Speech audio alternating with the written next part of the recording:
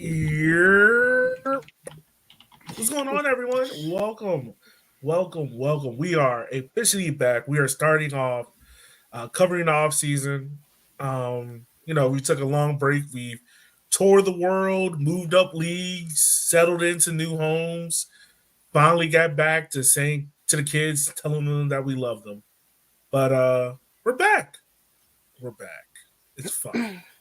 Cal is now on today's show. He is watching the kids. Brandon is somewhere watching his kids. Me and Ebony have no kids, and Chip decided to ditch his for the day.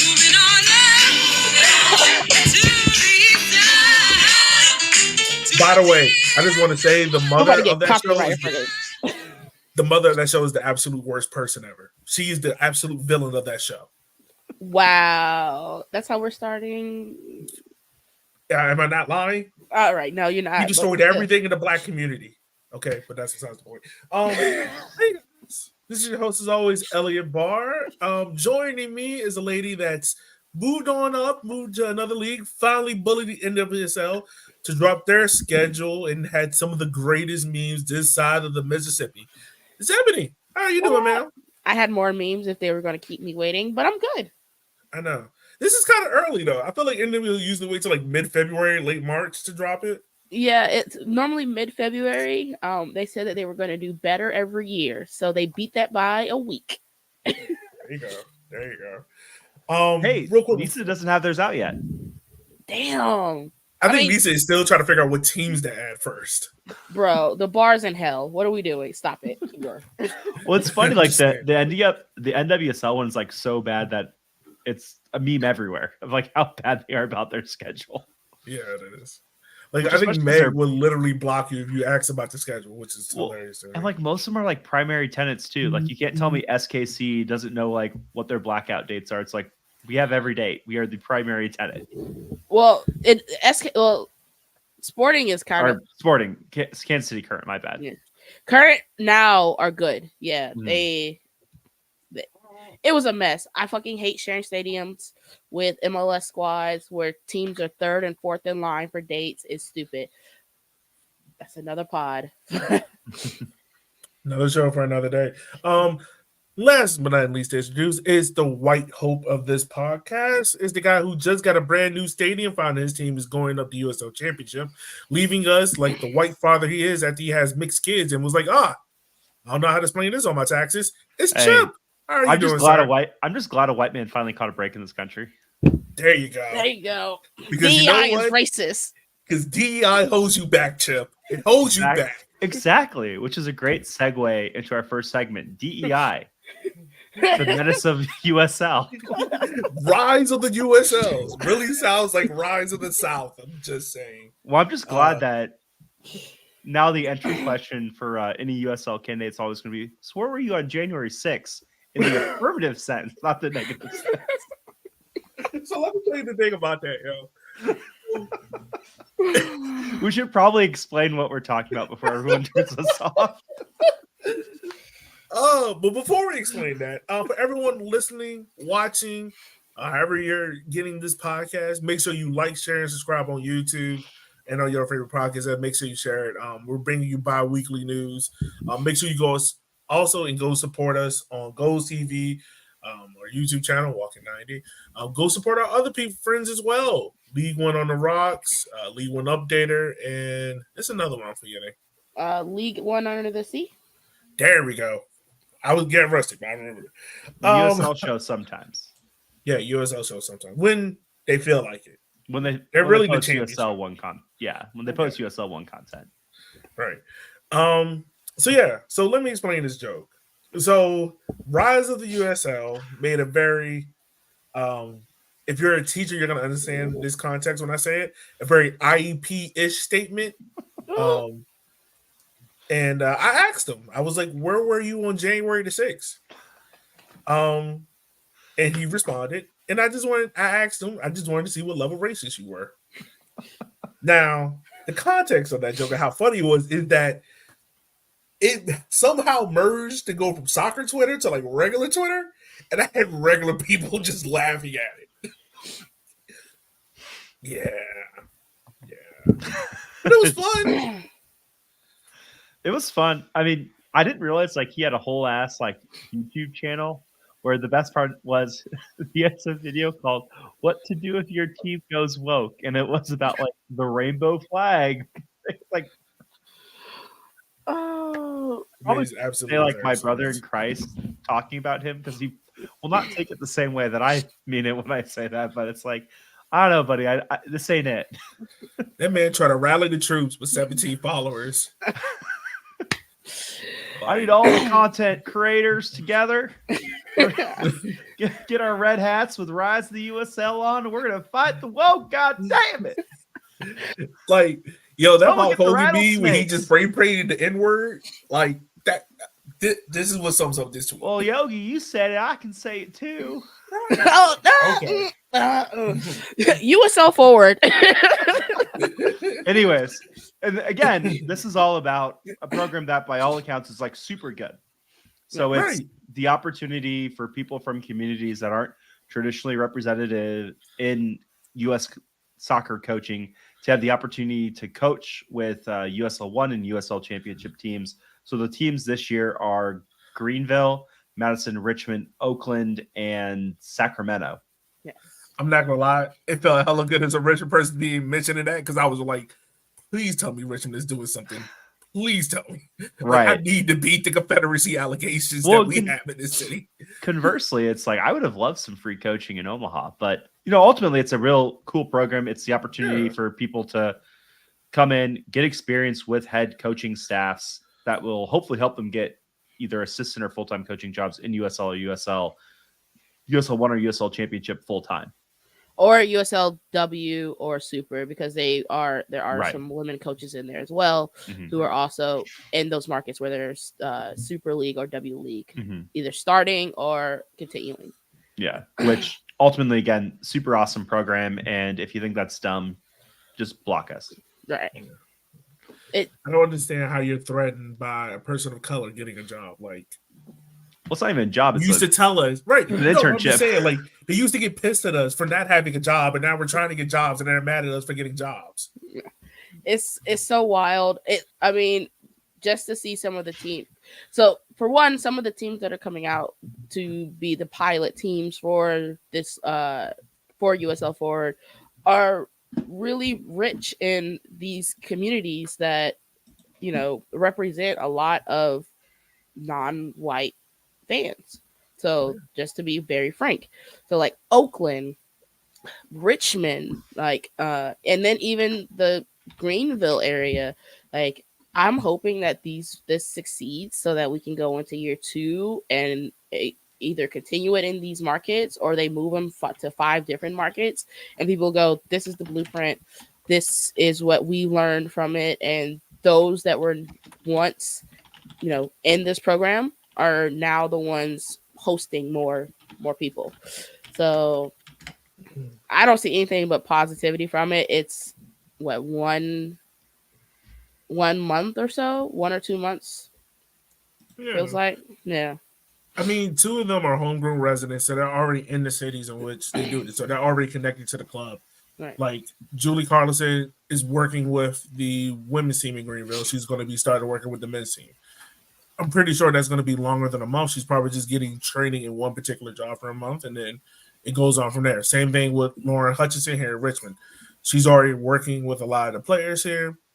I'm pretty sure that work is going to continue past this program, but it just helps her get her foot in the door and helps build her resume more. Others, like Lakeisha Dims, is a traveling resident. Joy Markel are traveling residents. So they might only be there for a month or 2, right? But when they go back into their communities, they can expand upon and build on from there. And then Joseph Nain, who plays for the Oakland Roots, is a player to coach resident. Literally, he's employed by the club, so I'm pretty sure he's going to be there and doing a lot more. So, no, like, what Nick is saying is right. Like, it's an opportunity for those who are already doing the work in soccer communities, but it's just helping them get their foot in the door even more. Like, it's not like these are just random people they're just plucking up out of nowhere and be like, hey, come do this. Yeah, it's a positive program. Like, I was very excited to see it. I'm all for it because if you are educated, and which I'm pretty sure the listeners of this show are, soccer is a predominantly white sport. It's not wrong to say that. Like, we're not breaking any new ground saying that. And it needs to be diverse because when it is not diverse, you get incidents like what happened in Italy or in other places, involves of racism, right? So being in a diverse space means you have differential opinions, differential cultures coming together for one common goal, working together to improvement. It's progress. It's not hurting anyone, right? They're not hiring this person and then firing 10 others. It's not how it works. Okay. Yeah. I mean, that was a good summary to me. Yeah. So I hope everyone's excited about it. I hope it expands to way more markets coming in 2025. Yeah. Yeah. I think the other thing about this too that I was kind of reading up on is like coaching education. So they started a previous scholarship last year in 2022 with 4 players: Ryan James of Birmingham Legion, David Estrada of New Mexico United, Steph Savigno of Warriors Elite, and Christian Eggert, I hope I said his last name correctly, of Asheville City. Those two got scholarships to work on the A, B, and C license. Varies throughout 2023. They choose some more players. So Alex Senya, did I say that right? Chip, he plays for Union Omaha. Alexis, I don't know how to say his last name. Sounds right. That sounds good. Someone fact check us in the comments. Yeah, I'm pretty sure they will. Hashtag Black Man Can't Spell. Carmi Landini of Tampa Bay United, Rhea Popovich of Swan City Soccer Club. I'm wondering if he's related to George Popovich. I really hope he is. Jess Clinton of Oakland Soul Soccer Club, and Sarah Fawcett of Positive Rage. So those are the 5 players now that are going to be working on getting their coaching badges. And if anyone knows, like here in America, if you have ever tried to get your coaching license, it is expensive. It costs a lot. Like, you have to have the time and the money to do it. So with the leagues having this partnership with Charlie, they're paying for these expenses and whatnot.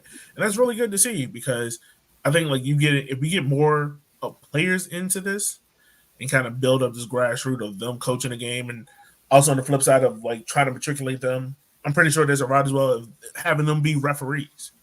It's all a positive. Like, this is all under the umbrella of diversity, inclusion, and diversity, equality, and inclusion.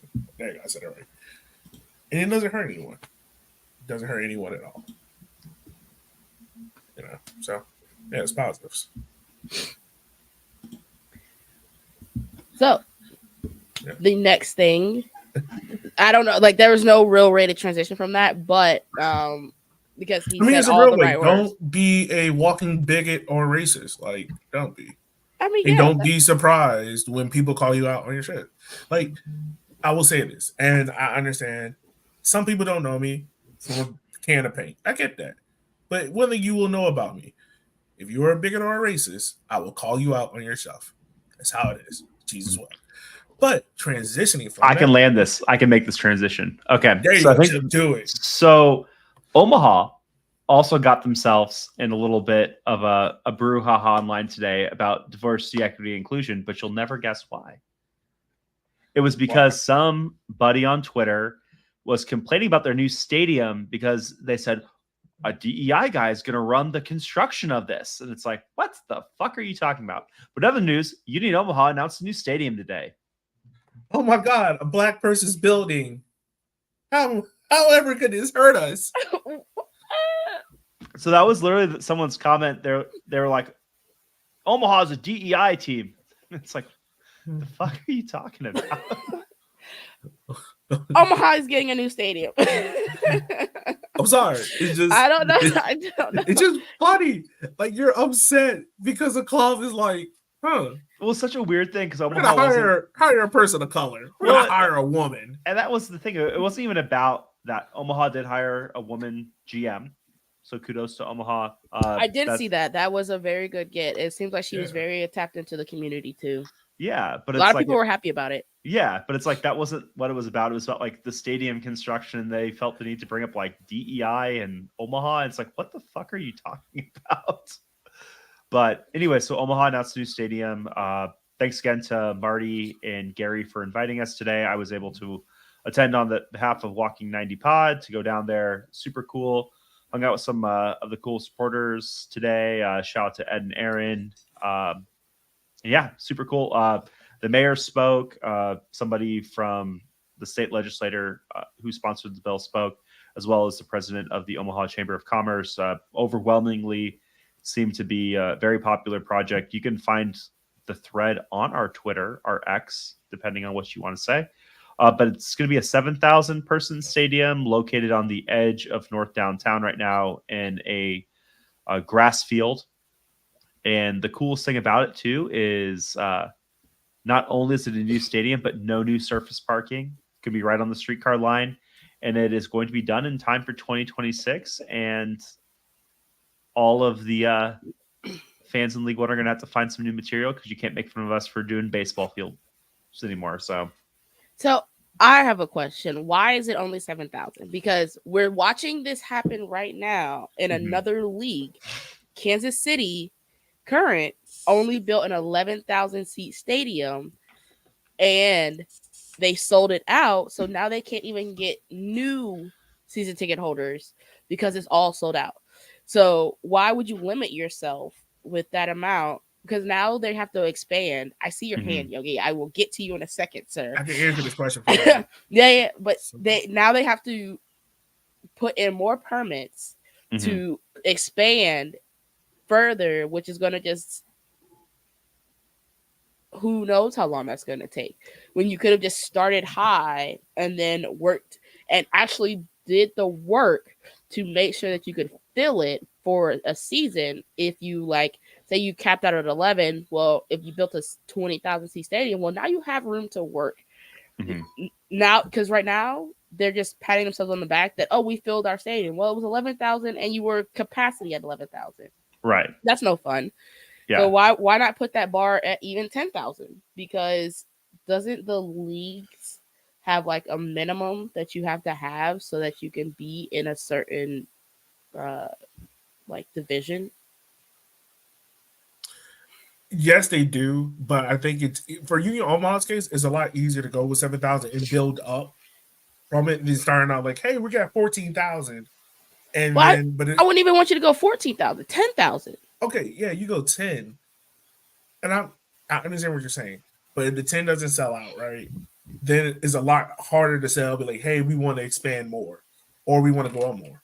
7,000, like a 7,000 full stadium, looks a lot better than a 10,000 3/4 full stadium, right?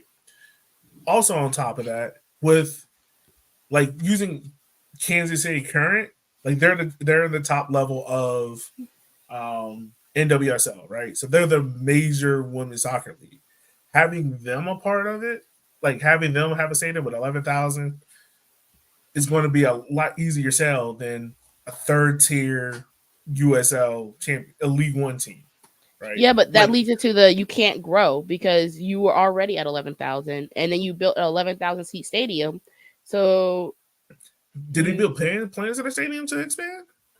There is opportunity for expansion if they could but if you have the opportunity to expand, so say you sell out for 2 years in a row and now, but more fans are like, oh, I want to see the ticket. Well, you can't get it because they've already sold it out. So there's no room to grow. So you limited yourself.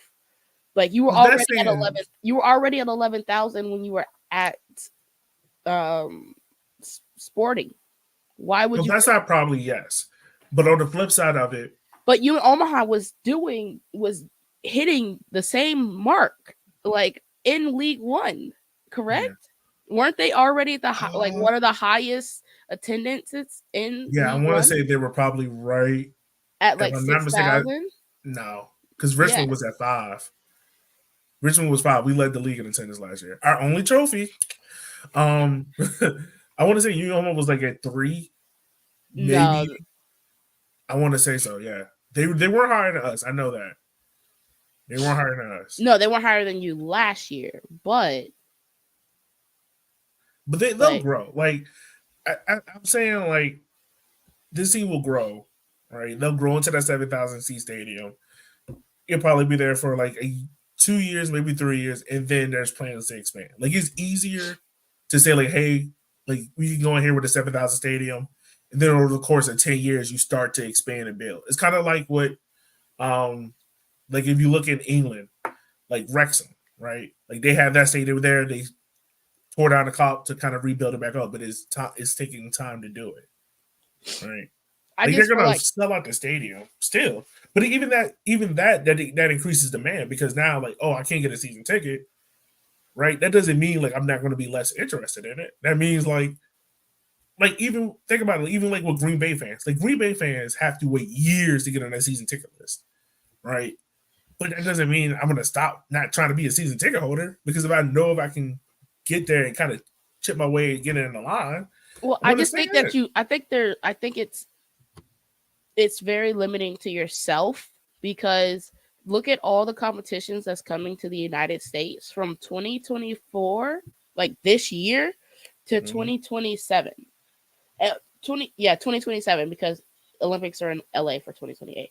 Yeah. So between 2024 to 2027, you have Copa, a World Cup, a potential Women's World Cup. You have a Club World Cup, and Nations League qualifications. Well, we don't really have to qualify, but we still have like all these friendlies. Like going into 2026 with a 7K mindset is going to limit you to no growth after 2026. That's my biggest thing. It's like I'm not looking at the now. I'm looking at the soccer's about to fucking blow in this country. Oh no, it is. It's 100% is. And I think the biggest thing is like them getting a stadium, right? Because in the baseball stadium, like I get what you're saying. Like them in the baseball stadium, they were never gonna have that growth that they wanted, right? Because you're always hampered by, well, we're in a stadium, right? I mean, we're in a baseball stadium. Chip, okay. So this is their regular season attendance. 2020, they had 25K. 21, they had 3.3. 2022, they had 3.9. In 2023, they had 3,000. So you're talking about 4,000 seats that they still got to fill between 2026? And then it may be another 2 years before they'd be like, all right, cool.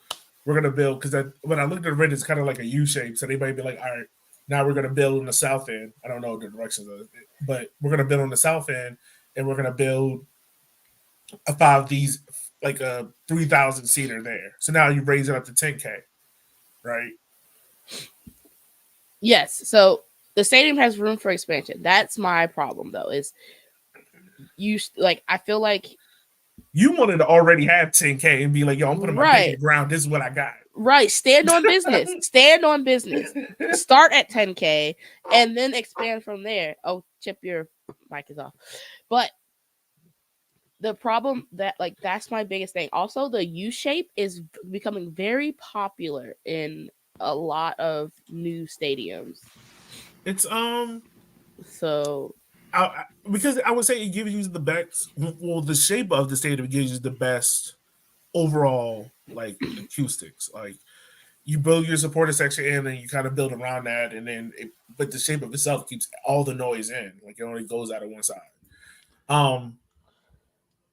I kind of disagree with what you're saying. The only reason why is because with the 7K, like I get it starting off at 10K, but once again, I kind of just go back to this argument because going to Charlotte Independence games of not Charlotte Independence, Charlotte FC games of it's cool to have a sellout for one game, but they're not going to sell out every game.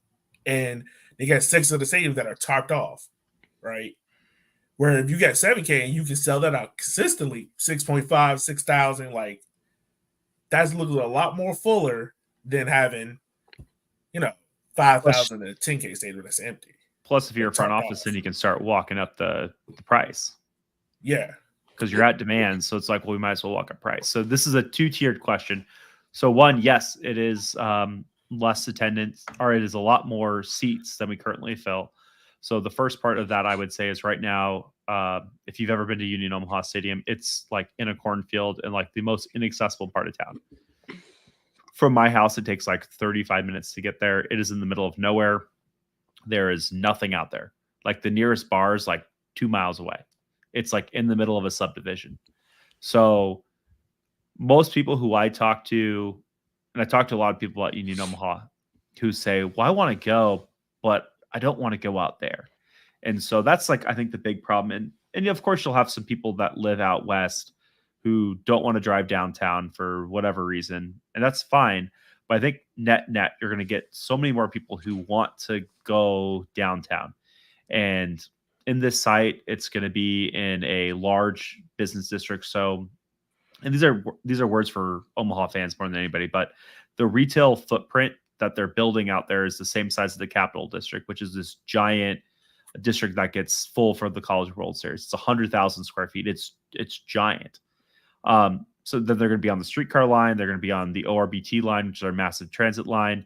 And it's in downtown where everything else is. So they're expecting an increase due to that, due to the demographic switch of moving downtown, everything else. So they're expecting more numbers from that. For the 7,000, you would say, well, if you're expecting all these numbers, saying you're going to double from moving downtown, and really like the peak Union Omaha season of 3,900 people, you're really only adding 3,000 people.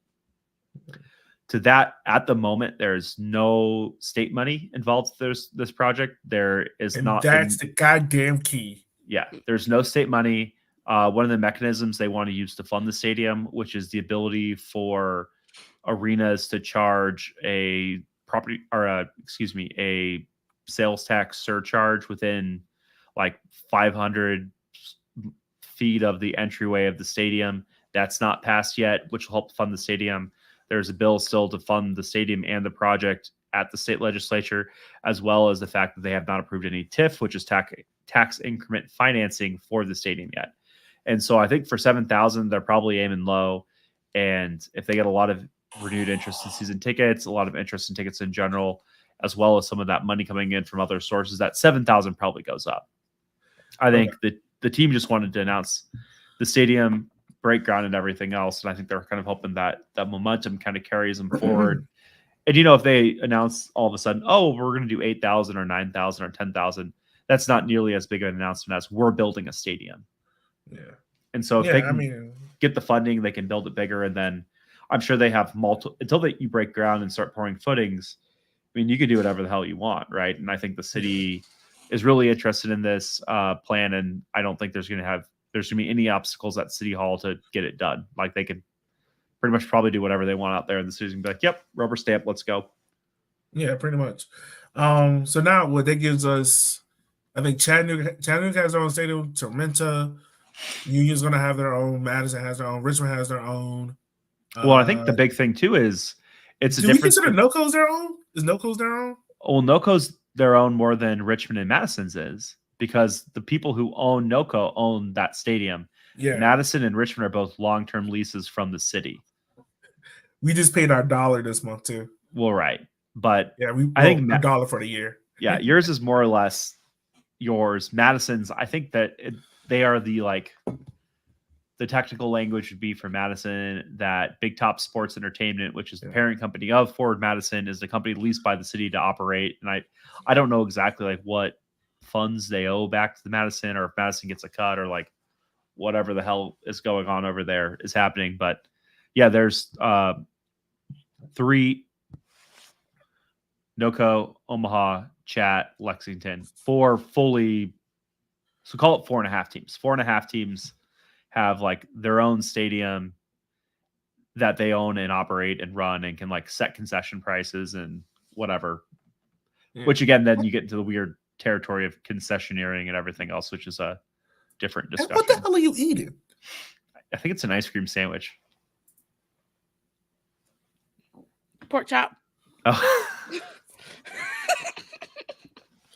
We just did a whole segment of diversity and inclusion. This motherfucker want to come here with a goddamn pork chop. We ain't never. Well, because we're adults, we're not going to rate the worst foods people could be eating on here. God. So Chip's over here eating a bratwurst. So yeah, I mean, Chip, really, like, shout out to y'all for getting your own stadium. Listeners of the podcast, if you're listening, feel free to interact with us. We'll put your comments up in the show. Real quick, we're gonna go through. There's been a lot of questions in the chat, so we're gonna kind of comb through those real quick. So the first question comes from Nick. I know Nick covers NoCo podcast. He asks, Lexington, Omaha, Chattanooga to the C. Do we expect more USL League One expansions to replace them? Oh, what a great segment. What a great segue Yeah. to our segment. I believe so. If they do move up to the championship, I think you'll see. My personal thing is, I don't think you will see too many new teams. I think you will see some of those League Two teams that are like a Flint City Bucks, a Lionsbridge. I'm trying to think of someone else. Wichita, Ballard, Bria, Corpus Christi. They'll come up into League One. Corpus who? Corpus Christi. Christy? Is it Christy? Yeah. Christy. I said Crispy. Yeah, it's like my fault. Yeah, you'll see them come up into League One. Is my thing about it. I think you might see a couple of new markets here and there, but I think a lot of the League Two markets will come up and go about that. What do y'all think? Yeah, and I think there's going to be more League One teams, and I think it kind of goes into a bigger conversation of, are League One teams moving up a good sign or a bad sign? Which I would say it's a good sign, because it's a sign that you have ownership groups and cities buying into League One and saying, hey, we're going to test out pro soccer in our market and see if it works. And it works. Like NCFC's moving up, Omaha's moving up, Chattanooga, Lexington have a lot of smoke about the moving up. I know Greenville wants to move up with the new stadium. Like Knoxville wants to move up. A lot of these teams want to move up because they're like, yes, this is working for us. This is good. But the bigger question becomes backfilling and finding the right price point for expansion, which I think is the biggest obstacle. And it's going to be, and especially with MLS Next, it's going to those teams that we were talking about, Elliot, and saying, how do we get you to make the jump from non-professional short season to fully professional long season? And that's, I think, the big thing the league needs to figure out. Yeah.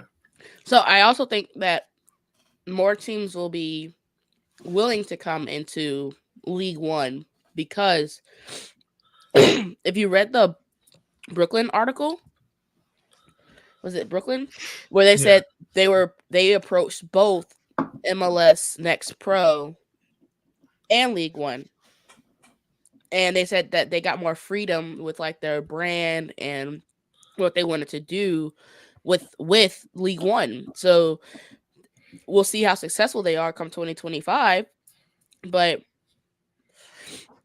that's also like, you see the growth of like, hey, they started at League One, they're in championship, and they're doing what they said they were going to do. They're going to compete.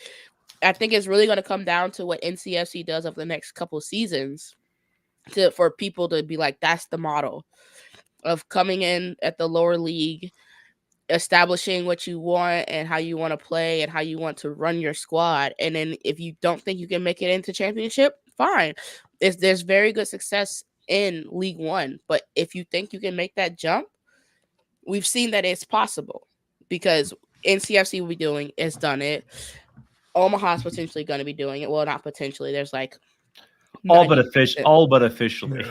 Right. So there's a model there that you can see of both staying in League One or staying in League One to develop to go to championship. And I think that's what a lot of people are wanting to see. Yeah. And I would say too, and there's nothing wrong with teams doing it and being like, we're a League One team. And I think that's fine, because more soccer is always better. Right. And we know our lane. We know our budget. Yeah, but for Richmond, who's saying in 10 years you couldn't say let's go up or go back up or whatever else? And I think that's the big thing, is more soccer is better soccer. And not every team needs to come in with, a $200 million stadium and this built up front office and everything else. It gives you teams an opportunity to get their sea legs, figure out if it's for them or not, and then make the decision within themselves whether they go up or not. It'd be better if they could do it on the field. But unfortunately, that's not the world we live in, and this is the one we are in, and it is what it is. At least every team going up so far officially has a star. So looking at you, Lexington, looking at you, Chattanooga, especially you, Chattanooga. Yeah. So yeah, I think we answered that question well. Real quick, this question from Kickerball Pod. Any updates on Santa Barbara USL League One team? No. Fuck no. We haven't heard dog shit.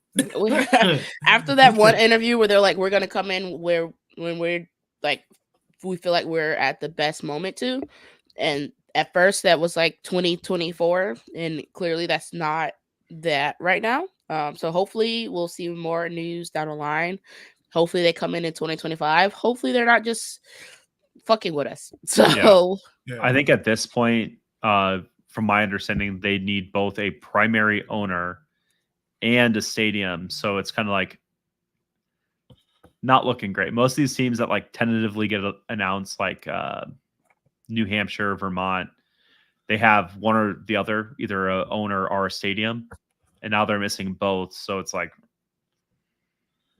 not looking good, but hopefully they can pull it off, because that would be a great away day. Nothing will beat USL Portland, who we all thought was a straight up Ponzi scheme, until they were like, no, we're real.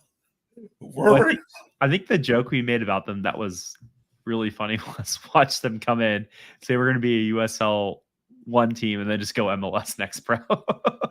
Right. But they didn't do that. They're here. They're joining us next year. So yeah. So we got that, man. I mean, we'll see. The thing that I've realized a lot is like MLS Next, even NISA and USL League One kind of all competing in different markets. I think the best way how you kind of look at it is it can work. Like you can have different teams and from different leagues work. Like Charlotte's been a great indicator of it, because the Independents, even though with the Independents, I think their stadium was a little bit too big for them. Like if they kind of decrease their stadium a little bit, it would work better. But they're the most successful soccer team in that city. With Charlotte FC, you also had what was it? What was the NISA team? Started with an S. I can't think of their name. But something. Was it Swatchback? I can't remember it. But they were in there as well. And then you got Chattanooga with Chattanooga FC and Chattanooga Red Wolves. For 5 years, they've been competing. Fans will tell you they hate each other, and neither team has gone under. Like, I think this is my personal thing about it. I personally do not care what league you go in, because each league offers you something different. Like NISA overhead cost is probably a lot cheaper than USL League One and MLS Next Pro. USL League One probably gives you a more stable footing. You probably don't get the big TV revenue, but you know that you get a little bit more mobility within a market that works for you. MLS Next Pro, you probably get more regional games, but a lot of those games are going to come against reserve league teams. But if you got the money to do it and you're willing to pay that cost, then hey, make that jump to MLS Next Pro. Like, you know, that's just my opinion on it. Yeah. Can you pop Ewan's question up there? Yeah. The Knoxville baseball stadium one. Oh, yeah, I got you. I'll throw that one on there. So, Ewan, I got your first name right, which I deserve partial credit for, because that's a weird first name. Matausa, whatever it is. Can Knoxville move up with the baseball stadium? My guttural response would be no.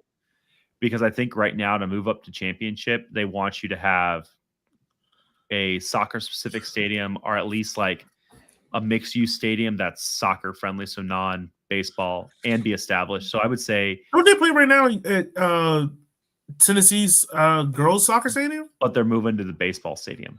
Like they're called like the Searchers or something, and they're like a non-league affiliated baseball team. I missed that. They'll be doing that. But I would say as long as you're there, probably not. But I would also say with the success Knoxville has had, I wouldn't think it would be out of the question for you guys to get a soccer-specific stadium and try to move up at all.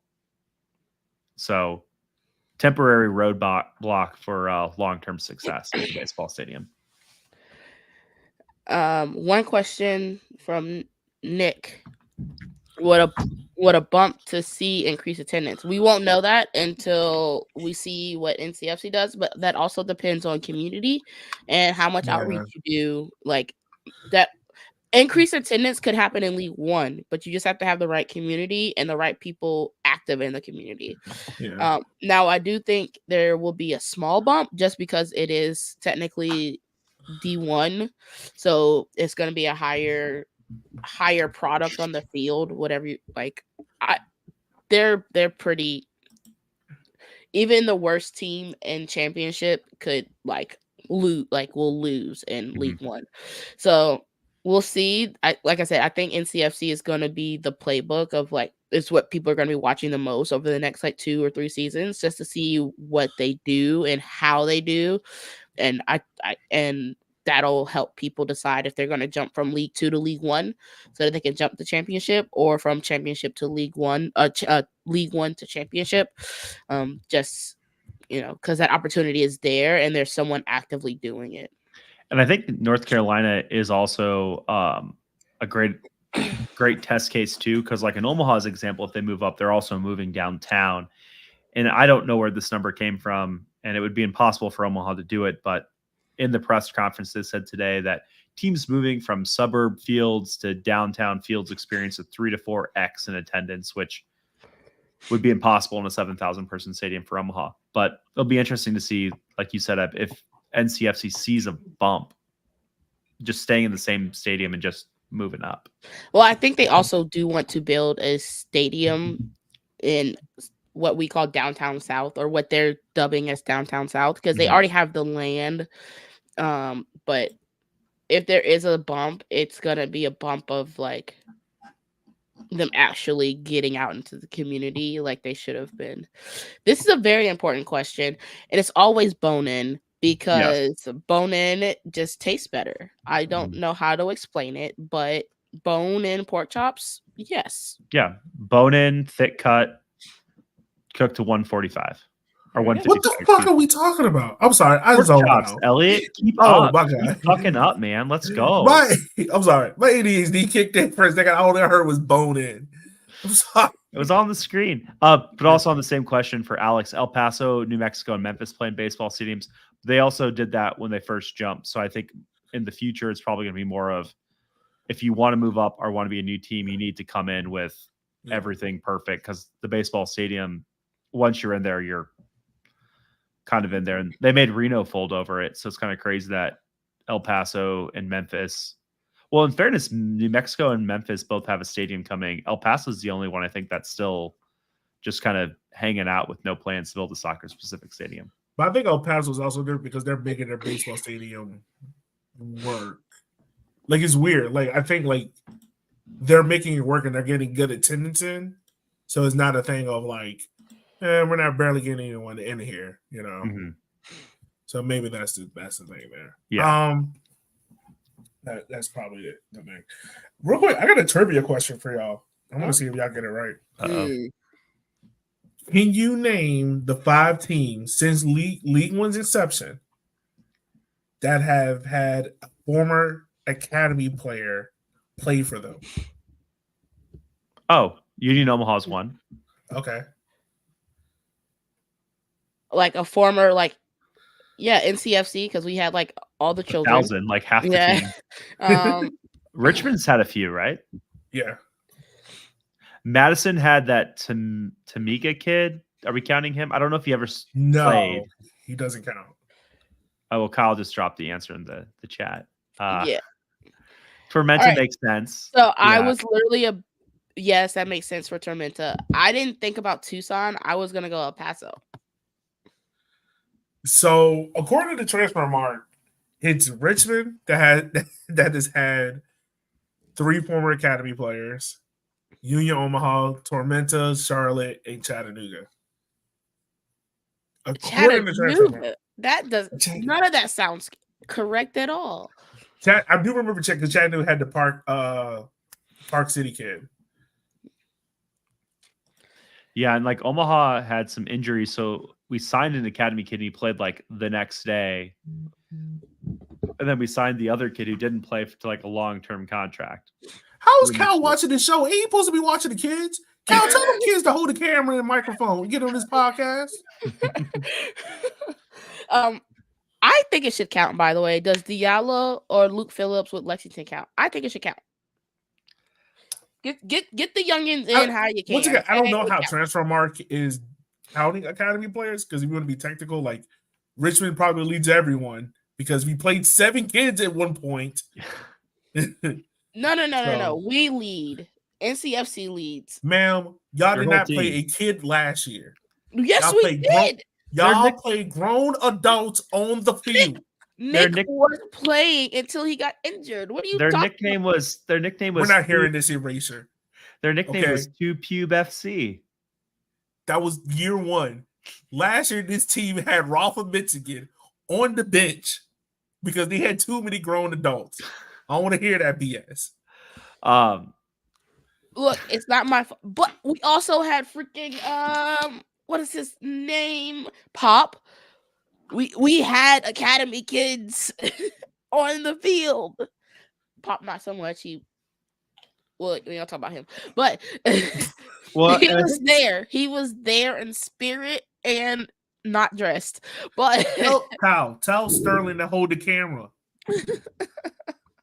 I think that's the other thing we forgot to mention too on the Omaha news is Omaha did not formally announce a women's team or academy team, but said there's a women's team and an academy team coming. So that's cool. Which is big, man. Like, I think that's probably outside of a stadium, like that's how your team becomes stable.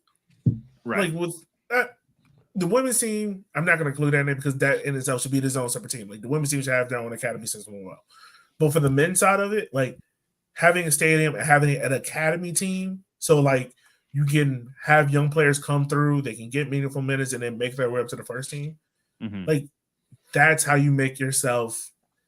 Like we see teams in Europe or in Africa or in South America, like they be around for 100 plus years because there's a pipeline of getting these guys going through the system right now. There's not that drop off between 16 and 21. You get what I'm saying?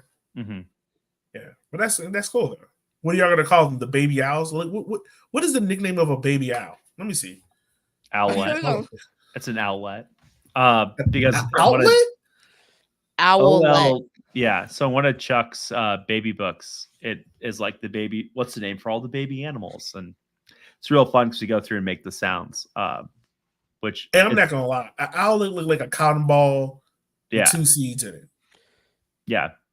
But it's also weird because like half the animals don't have like noises they make. So it's like a baby giraffe, and it's just like I don't know, buddy, you're on your own. Like baby monkey, we can do baby gorilla, baby like bird, we can do, but baby owl is just like. What the fuck? I don't know. We Hey, tried Chip, to I do, need y'all to do that at the stadium now. well, I think I accidentally did like the flamingo noise. What is a flip? All right, you know what? I think there's a flamingo in it, but I don't remember because it's This So, is Nick. a great segue. Get a great segue into our next topic. What does USLC look like, and USL as a whole look like within the next few years?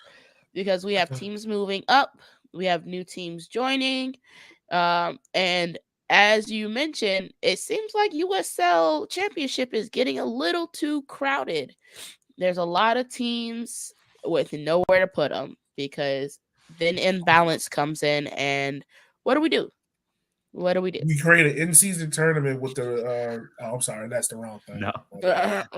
So if you look at all the teams Sorry. that are currently announced for USLC, plus the League One teams that are rumored to go up, you're at about 34 for 36. So completely feasible that you have 1 or 2 more announcements to put them at 36 in 26. So I think probably the most reasonable answer, besides doing an East-West split, would be introducing USL Premier. And if you don't know what USL Premier is, that was teased. You can go to when- Rise of the USL to watch their dumbass video of how they thought they What pumped is the that? people to promotion relegation. Where did the hat come from? But Oh, because it was my birthday on Monday. yeah, I got that part. But you just had that still in. Yeah. Okay. I just- USL Sorry, the ADHD kicked Premier- in when they do the podcast. USL Premier was teased when they were talking about Pro Rel and within the USL pyramid. I know the bots are about to come out, but um it's a Jesus. How did Kyle take over derailing? What is happening? He's He's not not even even- on the he's bot. You don't even go here.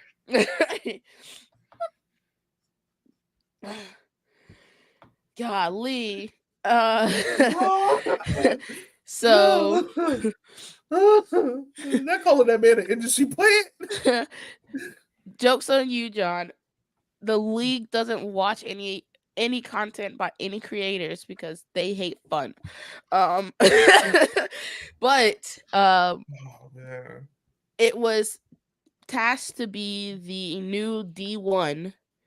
So then championship would go down to D2, league League That's what One would go championships are down to now. League They 3. are D2. So Premier will go up to D1. No, they're D1.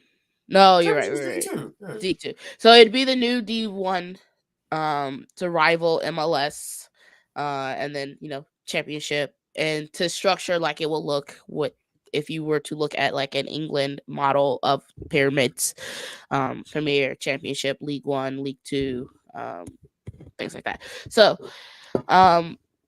does this open the door for that without having to say the dreaded pro rel conversation, have the dreaded pro rel conversation? I mean, you're gonna have it if you're gonna open up another league. Essentially happening, but I think the thing is, you look at this for balance.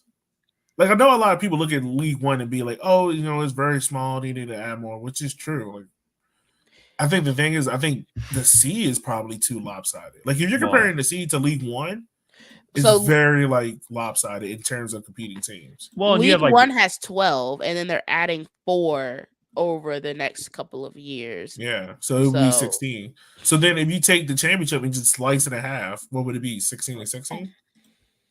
you'd be getting closer, but I think ultimately the biggest problem there is like, why the hell is Louisville playing Hartford?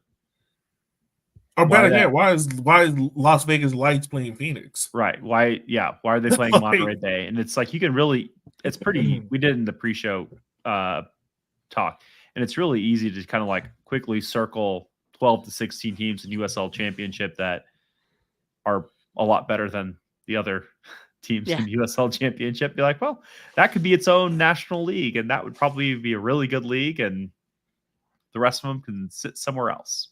Yeah.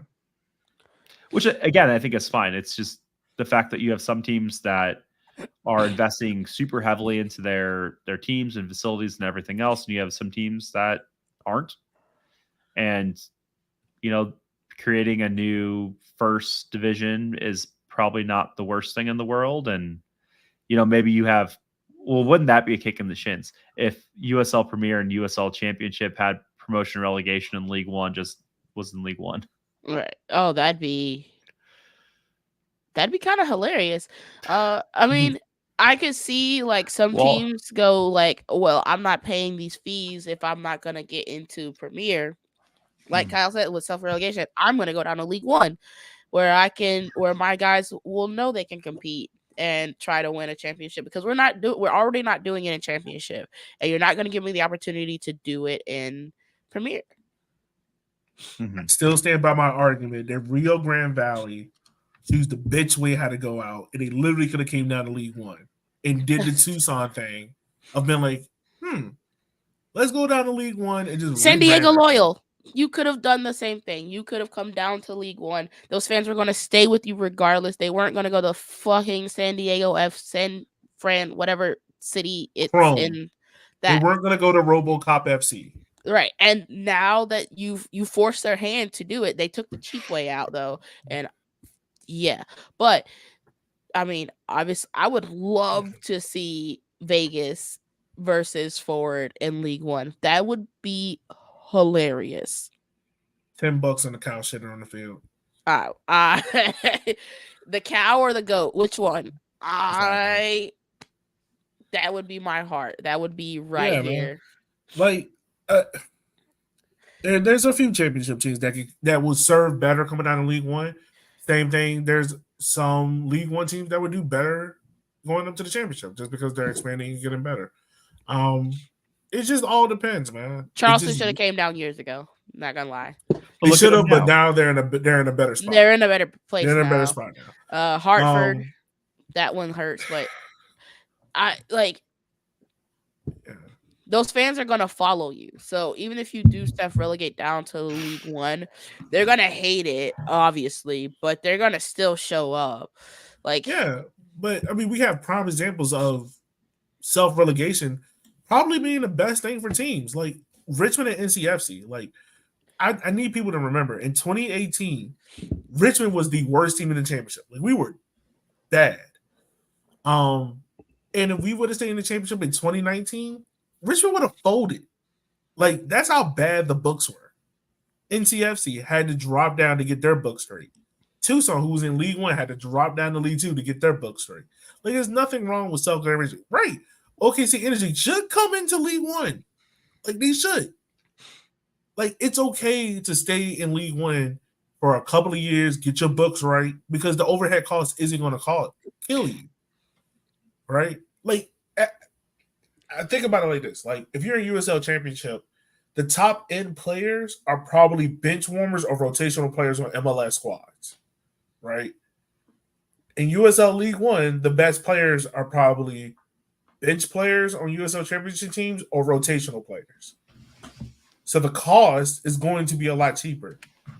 Like, you know, that's the way how I just think about it. But yeah, I would love to see Tucson back. I mean, there are a lot of League Two teams that can easily make the jump up to League One to help balance leagues out. But I think Chuck Chip and I were naming a couple of them earlier before we hopped on, and it'd be really cool to see someone like Lions Bridge. Someone mentioned it earlier, Ballard. Like, yes, Ballard would be a fantastic team in League One. Mm-hmm. Right? Like, those these are the type of things that these are the type of teams that can really show you the model of what it means to go up and down in terms of like how to maintain stability and maintain a team. Like you said, like Richmond was not going to exist if they didn't do what they did, but now they're thriving. Example, South Georgia Tormenta. They came up from League Two to League One, and look how big they have gone. They've won a league title. They built their own stadium. They were one of the first teams in League One to establish a true academy system. They have a women's team. They have, I think, a women's team that won. Right. Yep. They shown you the model. They show you that a League Two team can come up and survive and grow. And we're not talking about a big metropolis city. We're not talking about Omaha or Lexington or Knoxville. We're talking about Statesboro, Georgia. Yeah. That is a dry county. And they are thriving. Georgia. I guarantee you, if I put up the map of Georgia and give somebody 20 chances to point out Statesboro, they will fail. And they are probably one of the model teams to show you how it can work. Now, the reason why it worked is because they took their time. The thing about this is teams like the biggest transition from League Two teams to League One teams is that the kind of players they're going after. A lot of the League Two teams are going after college players, right? You really have to get prepared for that long season. What is that? Additional 20 games. So you got to be prepared for that. You got to get on your stadium. But if you build the foundations and build the roots, it can work. And Tormenta is showing you that. So yeah. And they're even hiring League One content creators like Rich Flemings. Actually, shout out to Rich, man. I don't know why he moved to Statesboro, Georgia, but he got a job. I'm proud of him. I'm proud of Gio. Weather. Honestly, probably. But no, man, happy for him, man. Like, you're working with the clubs and you're doing like what you want to do. Housing market. Yeah. So yeah, Portland's going to be the new Statesboro. Probably so. I think Ballard, matter of fact, moved it to a new. It's a famous stadium in Seattle. Yeah, you can see the needle from their ground. I can't. Is it Starfire? They didn't move the Starfire, did they? That sounds right. Well, yeah, I mean, see, that's the thing. Well, no, because Starfire, are they moving into the city?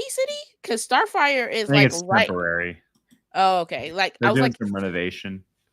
But, like, Starfire is right outside the Needle. Like Yeah, that's where the Rain used to play. So yeah. But there's like people literally like camping out in the woods to watch the Ballard games because they couldn't get in. not They doing would all like that, but they would like stand on the fence line by like there's like I guess there's like a bunch of like trees, and so they'd go through the trees and like stand on the fence to watch the games because they couldn't like get a ticket to go in. Yeah. So, but again, yeah, I think it's a big jump. But there's probably a lot of teams that can make the jump. It's just convincing them that it's in their best interest and kind of showing that there is a Finances. path towards profitability and yeah. everything else. You got to have a plan for it. You can't just be like, we're going up to League One. Can't just do what Lexington does and spend all the money in the world to hopefully win a championship and see what happens. No, like, by the way, I just want to say this too. A lot of these teams in League One, I'm pretty sure are Ponzi schemes. Lexington, Knoxville, Ford, Madison. I'm pretty sure they're Ponzi schemes. I'm throwing in that as well. wow. But Richmond, We're a real estate scheme now. Thank you very much. There you go. Scheming alone, man. Yeah, no, Richmond don't have no money. We don't. Wow, that's fair. That's just go look at our signings. What money we got? UCARP's going to be selling Lululemon leggings on Facebook. Right. That's broke behavior. Do better. I need y'all. Kyle's out here selling Bitcoin and whatnot. Not Bitcoin. I didn't know we still sold that. Oh shit. Oh wow. It wouldn't surprise me. We were going to talk about transfers, but we're going to say that for our later podcast because that is a whole lot to talk about transfers. So if you got questions about transfers, how that's going to go, how that's going to look, make sure to DM us. Let us know your questions and all of that stuff. Eb, are we going to do a kit show when teams start dropping kits? I feel like we should, just because it'd be fun. I don't want to see no boring ass white kits from no team. I want to see y'all get creative. Y'all are using some of these crazy ass vendors. Give me like 6 kits in a year, okay? I am a fan free agent in League One, and I want to see some cash, okay? I want to see you bring out the best of the best. Go to your family. What do you mean? I'm here for you. I just want to see family. And if you're Richmond, no red kits. The fans don't want it. Green, black. Aqua. Shut the fuck up. I want them kits about as red as Rise of the USL. I want them pure red. Pure red. Like Gettysburg red. So that's the kind of red I want the jerseys to look at. So I want that red. So I want it so red I can't wear it in California. Thank you. I don't want to see no more silver on white. That's some bullshit. Y'all, no. Absolutely not. Don't do it. So Yogi, what you guys should really sell is a red hat that says Richmond, North of Richmond on it. You should. Kyle said we messing up the bag in the show. But yeah, man. I mean, look, the league stuff is ramping up.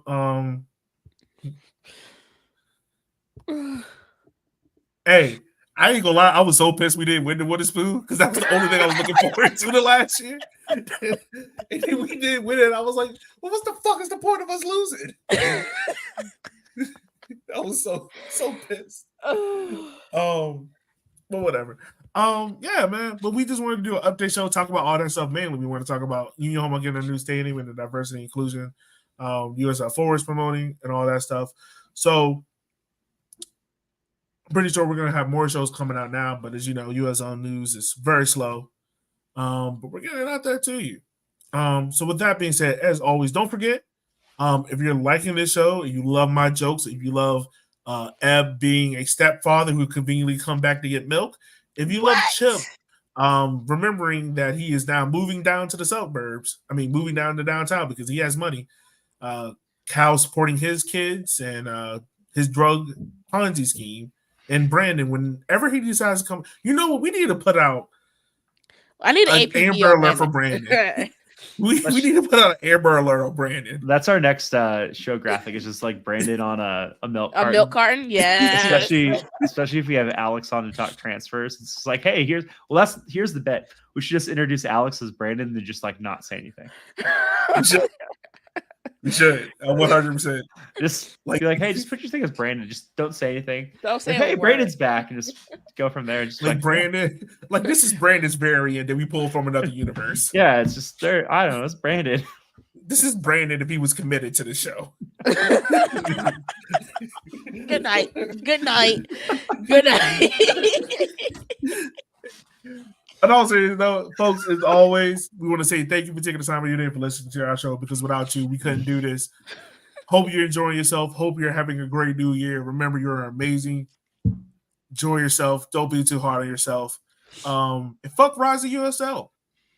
Have a good night, folks.